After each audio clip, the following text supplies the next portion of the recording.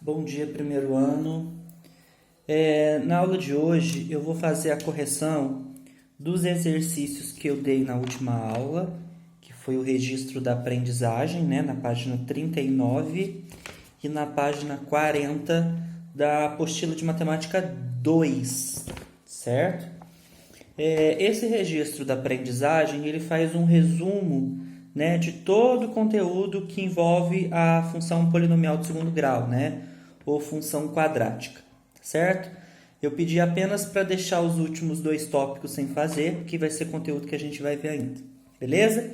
Então, gente, olha só, no primeiro item, né, o primeiro item ele fala da função quadrática. Então, ele pede aí aspectos da função quadrática. O que ele pede? O que caracteriza uma função quadrática? Lembrando que função quadrática é a mesma coisa que função do segundo grau. Então, pode vir com vários nomes, né? Ou função quadrática, ou função do segundo grau, ou função polinomial do segundo grau, porque a gente sabe que uma função ela vem de um polinômio, tá certo? E aí ele pede para a gente fazer, então, para verificar, né, o que caracteriza uma função quadrática. Então, ela é caracterizada pelo seguinte, tá? Eu vou colocar a resposta oficial dela. Ela é uma função, ok?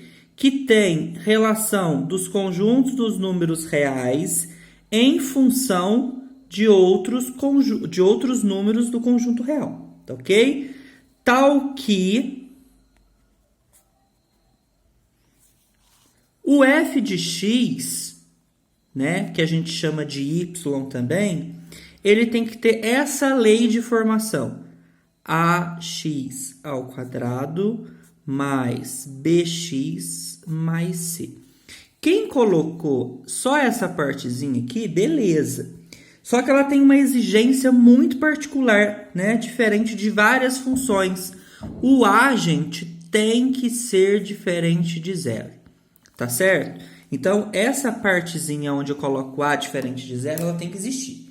Tá ok? Porque se eu não determino as exigências básicas para que essa função exista, eu posso considerar o A como zero também. E aí vai estar errado, tá? Então, a lei de formação dessa função vai ser ax ao quadrado, por isso que ela é uma função de segundo grau, porque ela tem um quadrado, mais bx mais c.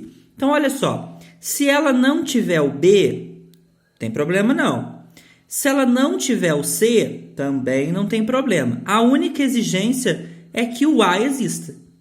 Por isso que o A não pode ser zero, tá? O A pode ser positivo, o A pode ser negativo, o A pode ter vírgula, o A pode ser raiz, o A pode ser fração, enfim. O A pode ser qualquer número. Eu vou até colocar aqui embaixo, ó. O A, ele pertence ao conjunto dos números reais, com exceção, lembra que a gente viu que toda vez que tiver o asterisco, eu estou dizendo que o zero está sendo eliminado? Então, a única exigência dessa função é que o zero seja excluído, certo? Depois eu tenho aí o estudo do gráfico, que pergunta: nomenclatura, qual é o nome do gráfico de uma função quadrática? Então, as funções quadráticas de qualquer natureza, seja ela crescente, decrescente ou constante, ela sempre vai ter uma parábola, ok? Aonde eu vou ter basicamente em forma de U, ou ao contrário, quando as funções forem decrescentes, tá certo? E aí, o terceiro tópico pergunta para a gente em relação à concavidade. São duas as possibilidades de concavidade para o gráfico da função quadrática. Então, a primeira, gente, ele dá esse gráfico aqui para a gente, ó. Eixo das ordenadas, né, que é o eixo Y. Eixo das abscissas, que a gente sabe que é o eixo X. Certo? E ele dá um gráfico basicamente assim. Ok? Então, beleza. Depois ele coloca ao lado o seguinte: concavidade voltado para cima. Concavidade voltado para cima. Sinal do coeficiente A. Nesse caso aqui, o A vai ser positivo. Por que que o A é positivo nessa função? Porque eu até brinco que positivo é uma coisa legal, não? Todo mundo quer estar positivo. As pessoas positivas, né, elas estão felizes. Eu até desenho aqui, ó, um olhinho na função que dá a ideia de felicidade, ó. Parece que ele está sorrindo. Se ele está sorrindo, é porque ele está positivo, ele está para cima. Agora, o contrário, vocês sabem que eu não sei desenhar bem, né, gente? A gente faz um esforcinho aí. Eu brigo com vocês para poder fazer o gráfico perfeito. Se o meu não tá ruim não, mas eu sei o quanto eu brigo para gráfico, né? Então eu tenho aqui um outro gráfico, agora ao contrário. Eu vou fazer um olhinho aqui. Não parece que ele tá triste, né? Aquele desenho. Não parece que ele tá triste? Se ele tá triste, ele tá para baixo. A concavidade está para baixo e o sinal, né, em relação ao coeficiente A vai estar negativo, tá? Então fica uma dica para vocês aí, para vocês conseguirem classificar o gráfico em relação à sua estrutura, né? Se ele vai ser positivo, negativo e se a concavidade vai estar voltado para cima ou voltado para baixo, tá certo? Bem facinho aí. O terceiro, gente, ele pede o vértice. O vértice nós chamamos também de ponto máximo e ponto mínimo, tá? É a mesma coisa. O ponto mínimo, ele vai existir toda vez que eu tiver uma concavidade para cima. Então, olha só. Então, eu tenho aqui, vou fazer mais uma vez um gráfico. Tá certo? E aí, observa que nesse gráfico, ó, o ponto mínimo vai ser o mais baixo possível, tá ok? Então, eu vou ter aqui os pares ordenados em relação ao eixo Y e em relação ao eixo X, tá ok? Então, nós temos aqui o que a gente chama de vértice. Isso tudo o exercício já tinha dado para vocês, tá ok? E aqui eu vou ter o X do vértice, né? E o Y do vértice. Essa estrutura aqui, gente, o exercício já deu para vocês, tá? E é importante que vocês saibam apenas que o ponto mínimo é a mesma coisa do vértice quando a concavidade estiver voltada para cima. Ou seja, quando ela estiver sorrindo, tá certo? E aí, como que a gente acha o X do vértice? O X do vértice é aquela fórmula que a gente já construiu e usou bastante, que é o menos o B dividido por 2 vezes o A. E como que a gente acha o Y do vértice? Aqui eu pus XY. X do vértice. A gente acha o Y do vértice através da fórmula menos o delta sobre 4A. Essas duas fórmulas aqui é muito importante que vocês saibam, porque elas são instrumentos chaves para poder descobrir qualquer gráfico, tá certo? Bom, nós vimos aí o ponto mínimo. O ponto máximo, ela vai acontecer, gente, quando a concavidade estiver voltada para baixo. Tá vendo? Se eu tiver aqui, tá certo? Tá vendo que ela não tá sorrindo, ela tá triste? Então, aqui é o meu vértice, né? Igual do exemplo anterior. Só que agora eu vou ter a parte de cima, ou seja, o ponto máximo. Então, às vezes o exercício ele vai pedir para você ache o X do vértice e Y do vértice. Então, a gente vai usar essas duas fórmulas aqui. Às vezes ele determine o ponto máximo ou ponto mínimo. Então, aqui vai ser ponto máximo quando ela estiver triste. E aqui em cima ela vai ser ponto mínimo quando ela estiver sorrindo, tá? Então, é a mesma coisa. Se ela pedir para vocês ponto máximo e ponto mínimo, a gente vai usar X do vértice e Y do vértice do mesmo jeito, tá certo? Então, às vezes vem dessas formas. Acho as coordenadas do vértice, acha o X e Y do vértice, acha o ponto máximo e o ponto mínimo do vértice. Tudo isso são sinônimos, quer dizer a mesma coisa no final das contas. Aí ela pede para a gente o seguinte: existe alguma outra estratégia possível para determinar as coordenadas do vértice? Qual? Explique.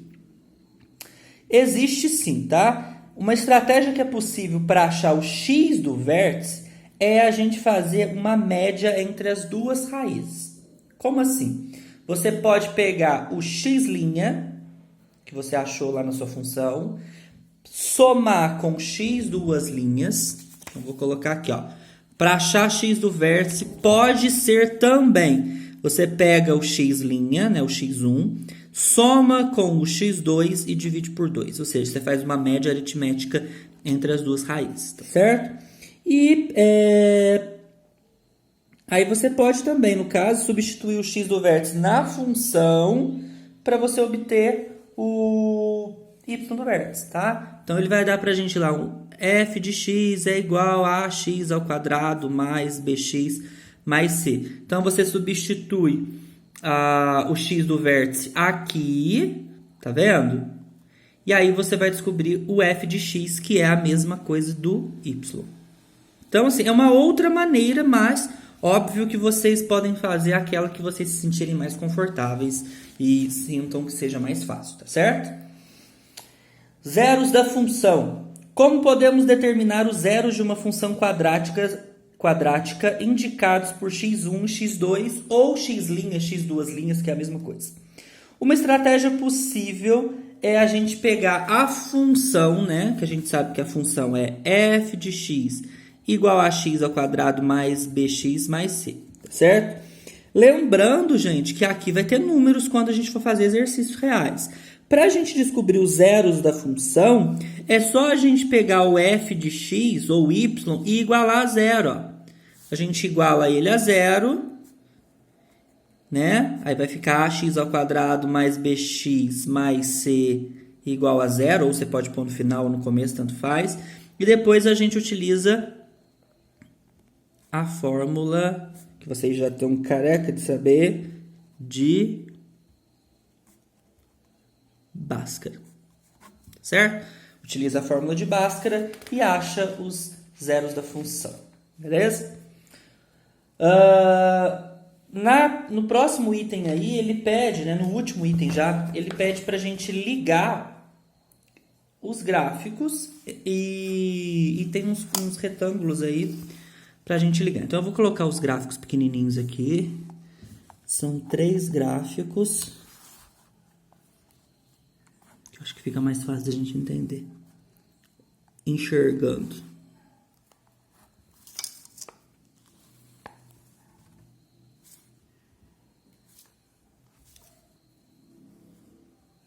Então, eu tenho esse gráfico aqui. Eu tenho esse gráfico aqui.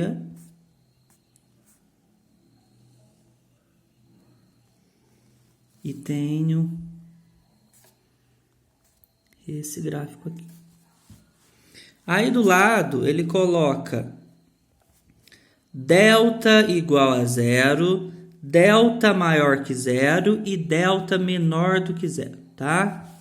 E ele pede para a gente ligar e depois colocar aí a quantidade e característica das raízes. Vamos lá, gente. Se porventura eu tiver o primeiro gráfico, observa, vou até focar nele um pouco mais, ó. Observa que esse gráfico aqui, eu tenho duas raízes, tá vendo? O gráfico não corta o eixo x duas vezes, então aqui eu vou ter duas raízes. Se eu tenho duas raízes, é porque eu tenho um x' e o x duas linhas. E lá, segundo a fórmula de Bhaskara, só vai ter duas raízes quando o delta for positivo, certo? Então, se o delta for positivo, ou seja, maior do que zero, né? Aí eu vou ter o gráfico com duas raízes. Se eu tiver o gráfico com uma única raiz, como eu tenho aqui esse exemplo, é sinal que o x' e o x duas linhas vão ser iguais, tá? E isso só acontece quando o delta for zero, tá? E por último, observa que esse gráfico aqui, a parábola não corta o eixo x, ou seja, não tem raiz. Isso vai acontecer quando delta for negativo, ou seja, quando ele for menor do que zero, tá certo? Aí, respondendo, então, o que vai ficar na frente, nós vamos ter aí, quando o delta for igual a zero,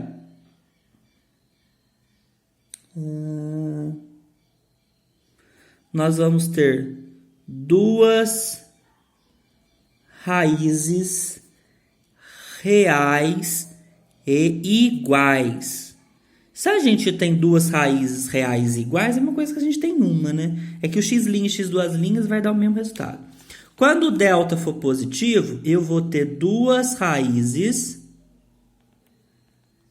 elas são reais e diferentes. Aí o x' e o x duas linhas vão ser valores diferentes. E aí, quando eu tiver o delta negativo, eu não possui raiz real. Por que não possui raiz real? Porque eu não tenho, por exemplo, dentro do conjunto dos números reais, raiz de número negativo. Raiz de -9, por exemplo. Dentro do conjunto dos números reais não tem, tá certo? Por isso que é importante a gente colocar, não possui raiz real. Porque os professores de matemática, alguns, têm o costume de falar que não existe raiz de -9. Na verdade, existe, tá? O correto é dizer que não existe raiz real de -9. Beleza? Espero que eu tenha ajudado vocês. Qualquer dúvida, vocês podem me perguntar aí que eu tiro dúvida para vocês.